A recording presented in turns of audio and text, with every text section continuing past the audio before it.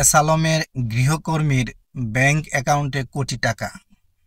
আশ্চর্য হওয়ার কিছু নাই, কারণ প্রধানমন্ত্রীর পিয়নের যদি 400 কোটি টাকা থাকতে পারে, তাহলে কাজের বুয়ার থাকলে অসুবিধা কি? 1 কোটি টাকা কমই তো আছে, তাই না?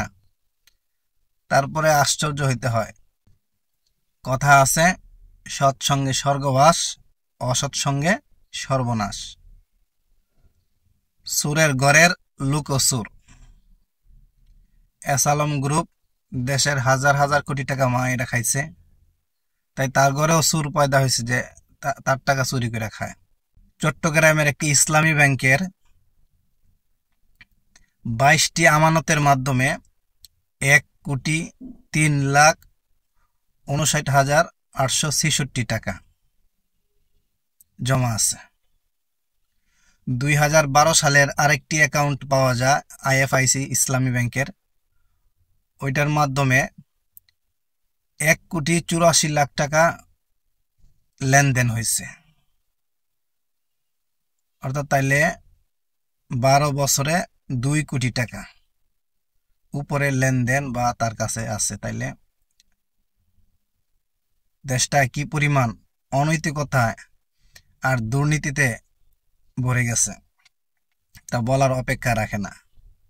আর সাধারণ ছোটখাটো চোর ডাকাত ধরা পড়লে এদেরকে নিয়ে কত হই হুল্লোড়, কত কিছু শুরু হয়ে যায়। আর এই যে বড় বড় রাঘব বলগুলা চোর ডাকাত করে চলে গেছে, এদের এখনো পর্যন্ত কোনো কি সন্ধান বা ভালো কিছু ব্যবস্থা করা যায় নাই। ওই মতিউর রহমান, তারপরে সে বেনজির, আজিজ, তার পরবর্তীতে আরো যে এনবিআর কর্মকর্তা তো বললাম, তো এরকম আরো কতগুলা যে গেছে, যারা গেছে এর বাচ্চা গেছে, যারা আছে এরাই হয়তো একটু ইয়া পাইতেছে। তো এই হলো দেশের অবস্থা। তো দেশ কিভাবে উন্নতি হবে?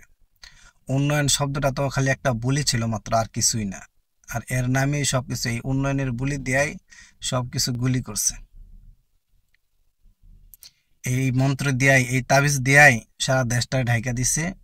আর যে যার যার মতো পারছে এরকম যার যার উন্নয়ন করে নিছে, দেশের জনগণের কোনোই উন্নয়ন হয় নাই।